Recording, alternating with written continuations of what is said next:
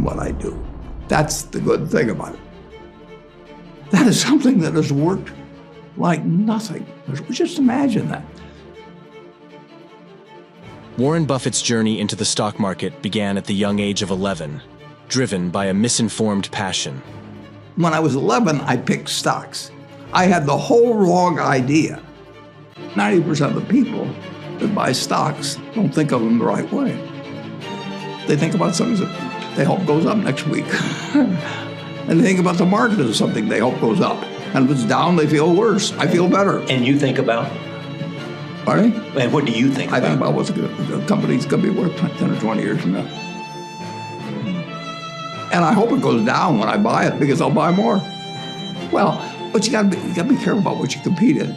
You know, it's a good thing I don't have a competitive spirit in chess or or football or anything like that. No, I'm an observer there. I enjoy watching things like that. But I try to keep my competitive spirit in a game where I can win. Do you have a instinct? Nah, not exactly. I've got, and I wouldn't call it an instinct, but I do know this. When I want to do something, I always want to do it big. Let's pretend there is no stock market.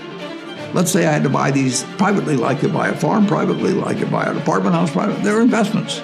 So you're looking to say, what can I do with money I've saved to put it away so I feel good about getting it back later under any circumstances, but not necessarily on a given moment. But if I have a farm, it's going to take me a while. But people would be so much better if they actually didn't have a stock market in terms of buying businesses. That's America. I mean, you can't dream it up. I mean, it's astounding. Now, you still need a referee. And that's the government. Yeah, sure.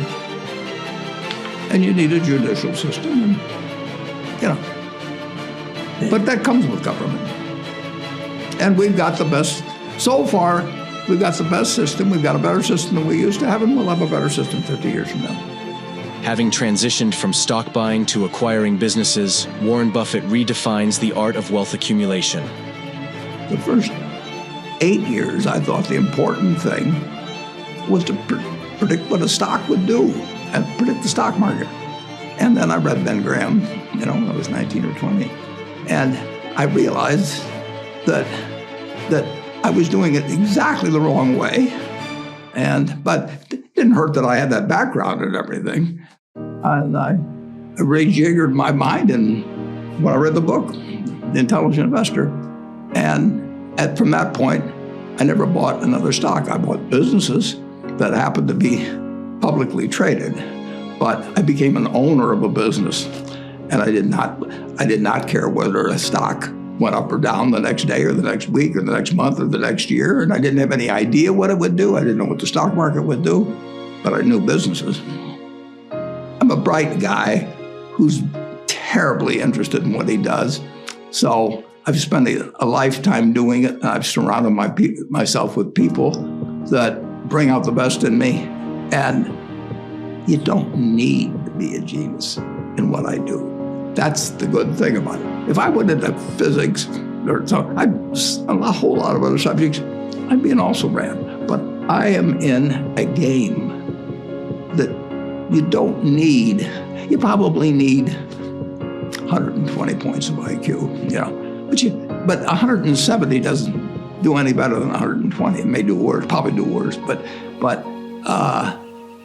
you don't really need brains. Buffett's wealth strategy reveals that he consistently keeps over 80% of his fortune invested in American businesses. I put my whole net worth in City Service Preferred. $120. $114.75. Right. and I put my whole net worth in, and I've never, since that day, March 11th, 1942, I have never had less than 80% of my money in American business. You can call them stocks. Or equities. But I see them as American business. I've owned a piece of American business for at least 80% at all times. I don't want to own anything else. I want to own a home and, things my family wants and all that. But owning 5 homes doesn't mean anything to me because I can be happy in one home and there's a certain amount of things that go wrong with everything. And if I got 2 homes, I know I've got more problems and I don't have more happiness. Unlocking the secret to wealth, Warren Buffett emphasizes the pivotal role of cultivating the right mindset. I would have to be honestly say that what makes me happiest is what I'm doing. Allocating I capital. enjoy 2 things about it. One, I know I'll win over time. That doesn't mean I'll beat everybody else or anything like that, but I'm in a game that's very, very, very easy if you have the right lessons in your mind about what you're buying. I'm not buying stocks. I'm buying pieces of overwhelmingly American business. And I'm happy when that's when I'm doing it. I'm happy when stocks are going down. I'm happier when stocks are going down because I can buy more of them with the same amount of money. I'd be happy if I was a farmer. I'd want farmland to go down so I could buy more acreage.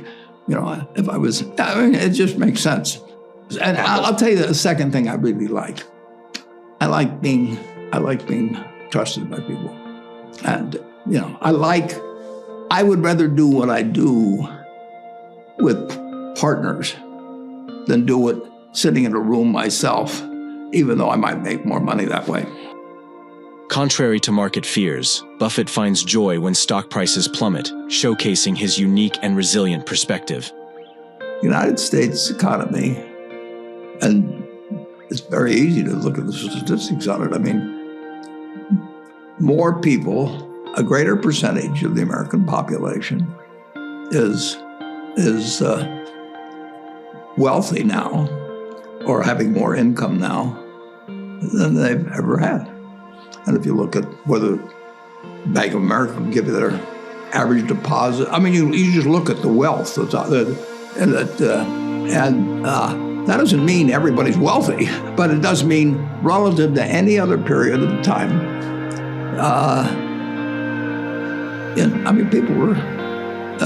People have more money now.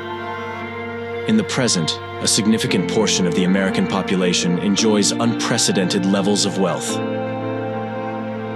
You live in an environment where the bottom 2% in terms of income in the United States, the bottom 5%, and for sure the top 1%, all live better than John D. Rockefeller was living when I was 6 years old. John D. Rockefeller was the richest man in the world. And today, you can get better medicine, better education, better entertainment, better transportation. You can do everything better than he could. If he wanted to watch a football game, he still had to go there.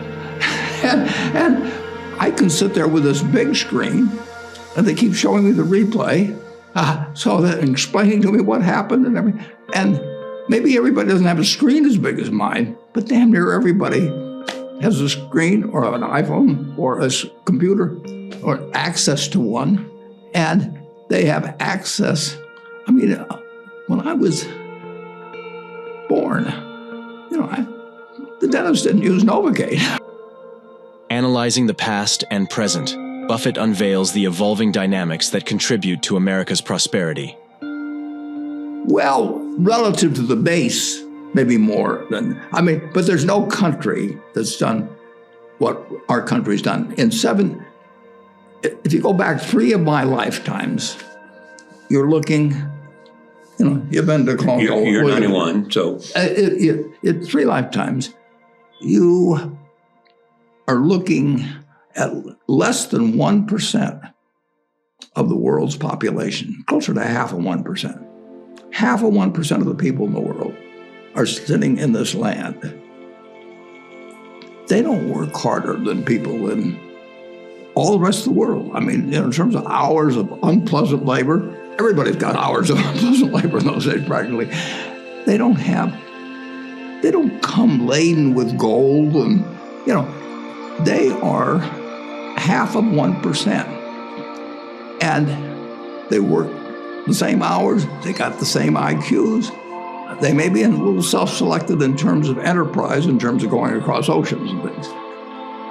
And fast forward a couple of lifetimes, and they've got 20% plus of all the bounty in the world. I mean, that is something that has worked like nothing. Just imagine that. If you've gone to anybody, the Constitutional Congress, in 1789, if you go to any one of the representatives there, and you said, I want to tell you what this place is going to look like, in 3 more of your lifetimes, your great-great-grandchildren, great-great-grandchildren, are going to be flying in the skies, they're going to be watching sports all over the world, they're going to be entertained, their medicine. They could hold you off to a lunatic society. Warren Buffett, with his legendary foresight, provides insights into predicting the future landscape of wealth. But Henry Ford, by 1922 or 3, he was turning out 2 million cars a year. Now, how many could the Ford family use? 30, 40, I don't know. So 2 million people are getting the benefit of what he's doing. And he's getting 30,000, he's getting 50 cars, and he's getting a whole bunch of little claim checks. Just think of it.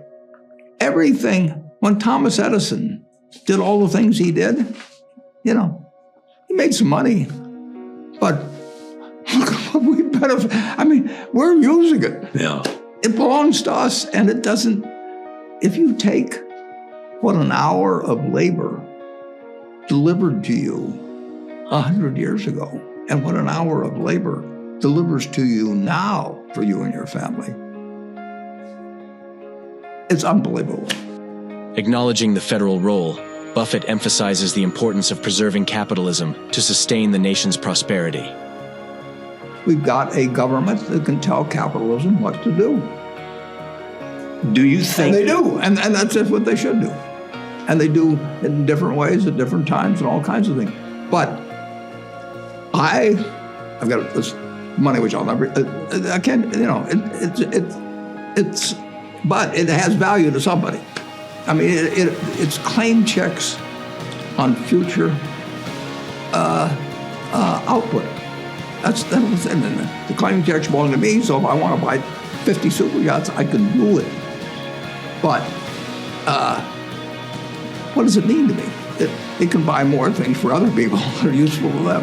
And I have everything I want in life, everything. So it's not evil, but the federal government is the boss in the end. And they shouldn't screw up capitalism, and capitalism shouldn't screw up the federal government. It's very simple. It's evolving, always. We started in 1789. We had business, and it's gotten far, far, far, unbelievably more productive for people. And the only thing it can do with what it produces is give it to other people. It isn't like the 50 richest guys in the country can say, I'm just going to eat everything. They're turning out products, that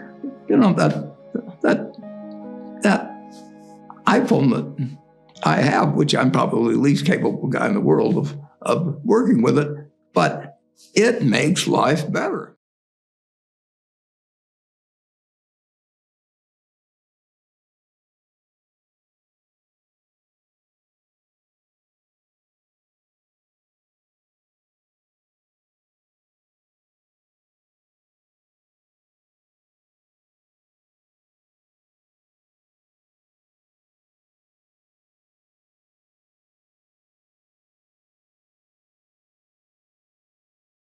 Begin the journey with Warren Buffett's insights into his hiring process, unveiling the 3 crucial factors he scrutinizes when bringing individuals into his fold. We look for 3 things when we hire people. We look for intelligence, we look for initiative or energy, and we look for integrity. And if they don't have the latter, the first 2 will help you. Because if you're going to get somebody without integrity, you want them lazy and,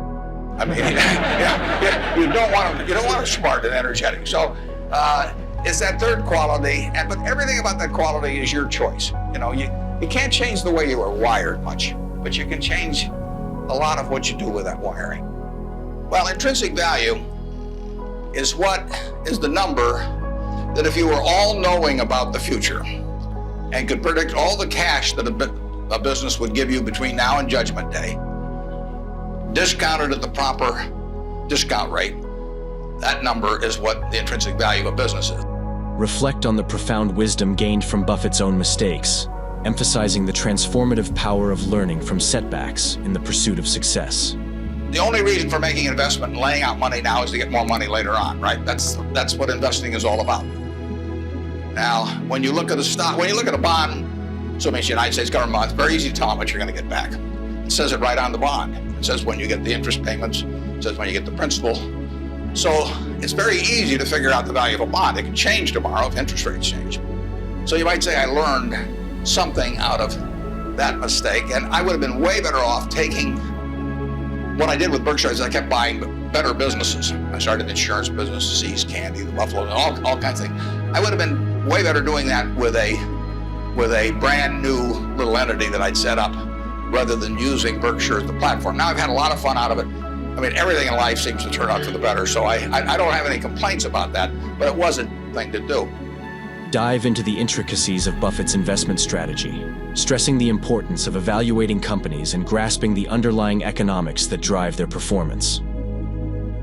I have an old-fashioned belief that I should expect to make money in things that I understand. And when I say understand, I don't mean understand, what the product does or anything like that. I mean understand what the economics of the business are likely to look like 10 years from now or 20 years from now. I know in general what the economics of, say, Wrigley chewing gum will look like 10 years from now. The internet isn't going to change the way people chew gum. It isn't going to change which gum they chew. If you own the chewing gum market in a big way, and you've got Double Mint, and Spearmint, and Juicy Fruit, those brands will be there 10 years from now. So I can't pinpoint exactly what the numbers are going to look like on Wrigley, but I'm not going to be way off if I try to look forward on something like that. That evaluating that company is within what I call my circle of competence. I understand what they do, I understand the economics of it, I understand the competitive aspects of the business. Explore the crystal ball of investing as Buffett advocates for the ability to predict the outcomes of investments, emphasizing the strategic foresight required in financial endeavors. There can be all kinds of companies that have wonderful futures, but I don't know which ones they are. I've given talks in the past where I carry with me a 70-page, tightly printed list, and it shows 2,000 auto companies. Now, if at the start of the 20th century, you had seen what the auto was going to do to this country, the impact it would have on the lives of then your children and grandchildren and so on. It transformed the American landscape. But if those 2,000 companies, 3 basically survive, and they haven't done that well at many times. So how do you pick 3 winners out of 2,000? I mean, it's not so easy to do. It's easy when you look back, but it's not so easy looking forward. So you could have been dead right on the fact that the auto industry, in fact, you probably couldn't have predicted how big an impact it would have. But you wouldn't have, if you'd bought companies across the board, you wouldn't have made any money because the economic characteristics of that business were not easy to define. Unpack the financial philosophy of accumulating cash when purchasing assets, unraveling the intricacies of how this approach leads to increased returns over time. And the question is how much are you going to get, when are you going to get it, and how sure are you? And when I calculate intrinsic value of a business, when we buy businesses, and whether we're buying all of a business or a little piece of a business, I always think we're buying the whole business because that's my approach to it. I look at it and say, what will come out of this business and when? And what you really like, of course, is them to be able to use the money they earn and earn higher returns on it as you go along. I mean, Berkshire has never distributed anything to its shareholders, but its ability to distribute goes up as the value of the businesses we own increases. We can compound it internally. But the real question is, Berkshire selling for, we'll say, $150 5 or so billion now. What can we distribute from that 100? If you're going to buy the whole company for 105 billion now, can we distribute enough cash to you soon enough to make it sensible at present interest rates to lay out that cash now? And that's what it gets down to. And if you can't answer that question, you can't buy the stock.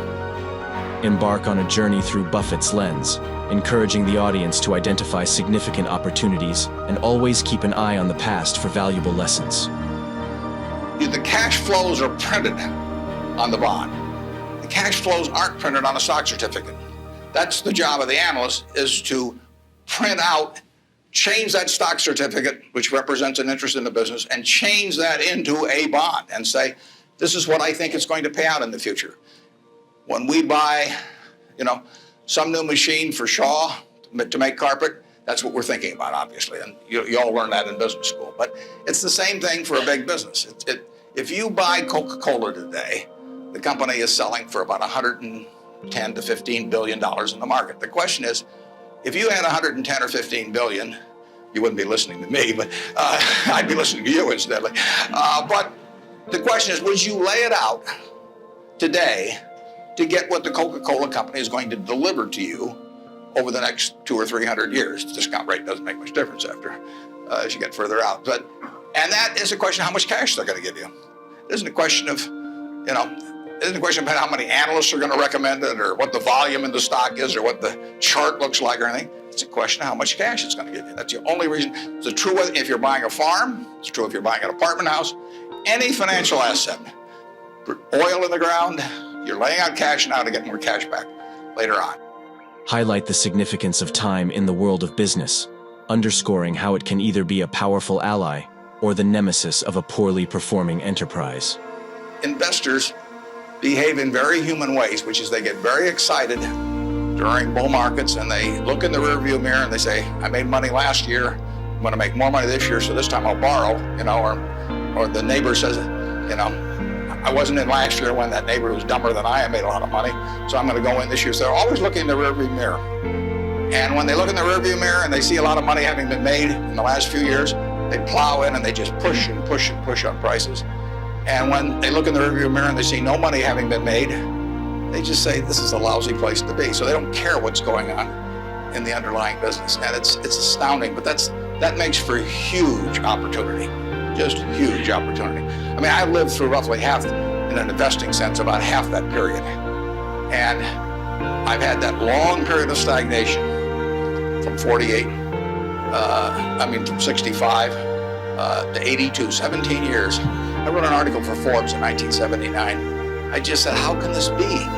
Pension funds in 1970 put 100% of their new money in stock because they were wild about stocks. Then they got a lot cheaper and they put a record low in, 9% of their net new money in 1978 when stocks were way cheaper. People behave very peculiarly in terms of the reactions because they're human beings and they get excited when others get excited, they get greedy when others get greedy, they get fearful when others get fearful, and they'll continue to do so. And you will see things you won't believe in your lifetime and securities markets. Peer into the steadfast resolve of Buffett, emphasizing his commitment to holding on to investments regardless of tempting offers, revealing the resilience that defines his strategy. I've been taught by Ben Graham to buy things on a quantitative basis. Look around for things that are cheap. And that I was taught that, we'll say in 1949 or 50. It made a big impression on me. So I went around looking for what I call used cigar butts of stocks. And the cigar butt approach to buying stocks is that you walk down the street and you're looking around for cigar butts and you find this on the street, this terrible looking, soggy, ugly looking cigar, one puff left in it. But you pick it up and you get your one puff. Disgusting, you throw it away, but it's free. I mean, it's cheap. And then you look around for another soggy, one puff cigarette. Well, that's what I did for years. It's a mistake. Although you can make money doing it, but you can't make it with big money. It's so much easier just to buy wonderful businesses. So now I would rather buy a wonderful business at a fair price than a fair business at a wonderful price. But in those days, I was buying cheap stocks. And Berkshire was selling below its working capital per share. You got the plants for nothing. You got the machinery for nothing. You got the inventory and receivables at a discount. It was cheap. So I bought it. And 20 years later, I was still running a lousy business, and that money did not compound. You really want to be in a wonderful business because the time is the friend of the wonderful business. You keep compounding, it keeps doing more business, and you keep making more money. Time is the enemy of the lousy business. I could have sold Berkshire, or perhaps liquidated it, and made a quick little profit, one puff. But staying with those kind of businesses is a big mistake. Delve into Buffett's transparency about his own missteps, offering a candid account of the biggest mistake he acknowledges in his remarkable journey. In terms of our wholly owned businesses, we're not going to sell no matter how much anybody offers us for. I mean, if somebody offers us 3 times what something is worth, at See's Candy, the Buffalo News, Borsheim's, whatever it may be, we're not going to sell it. I may be wrong in having that approach. I know I'm not wrong if I owned 100% of Berkshire because that's the way I want to live my life. I've got all the money I could possibly need. It just amounts to a change in the newspaper story on my obituary and the amount of money the foundation has. And to break off relationships with people I like and people that have joined me because they think it's a permanent home, to do that simply because somebody waves a big check at me would be like selling one of my children because somebody waved a big check. So I won't do that. And I want to tell my partners I won't do it so that they're not disappointed in me. More and more with certain stocks, we've got that approach. Now, if we were chronically short of funds and had all kinds of opportunities coming, we might have a somewhat different approach. But our inclination is not to sell things unless we get really discouraged perhaps with the management, or we think the economic characteristics of the business change in a big way. I mean, and that happens. So, but we're not going to sell simply because it looks too high. In all likelihood, I mean, you can't make that 100%, but that's the principle under which we're operating. We're generating right now $5 billion of cash a year at least, so it's $100 million every week, and just that. We've been talking here half an hour and I haven't done a damn thing. Conclude with the profound idea that life's grand opportunities often need to be extracted, echoing Buffett's philosophy of squeezing every bit of potential from the vast canvas of possibilities. The biggest mistakes we've made by far, biggest mistakes I've made by far are mistakes of omission and not commission. I mean, it's the things I knew enough to do, they were within my circle of competence, and I was sucking my thumb. And that is really, those are the ones that hurt. They don't show up anyplace. I probably cost Berkshire at least $5 billion, for example, by sucking my thumb 20 years ago or close to it when Fannie Mae was having some troubles and could have bought the whole company for practically nothing. And I don't worry about that if it's Microsoft because I don't know it. Microsoft isn't in my circle of competence. And so I don't have any reason to think I'm entitled to make money out of Microsoft or out of cocoa beans or whatever. But I did know enough to understand Fannie Mae and I blew it. And that never shows up under conventional accounting. But I know the cost of it. I passed it up. And those are the big mistakes. And I've had plenty of them. And unless I tell you about them in the annual report, and I resist the temptation sometimes, unless I tell you about them in the annual report, you're not going to know it because it doesn't show up under conventional accounting. But omission is way bigger than commission. There's big opportunities in life have to be seized. We don't do very many things, but when we get the chance to do something that's right and big, we've got to do it. And even to do it in a small scale is just as big a mistake almost as not doing it at all. I mean, you gotta grab them when they come, because you're not going to get 500 great opportunities. You would be better off if when you got out of school here, you got a punch card with 20 punches on it, and every financial decision you made, you used up a punch. You'd get very rich because you'd think through very hard each one. I mean, you went to a cocktail party and somebody talked about a company you didn't even understand what they did or couldn't pronounce the name, but they made some money last week and another one like it. You wouldn't buy it if you only had 20 punches on that card.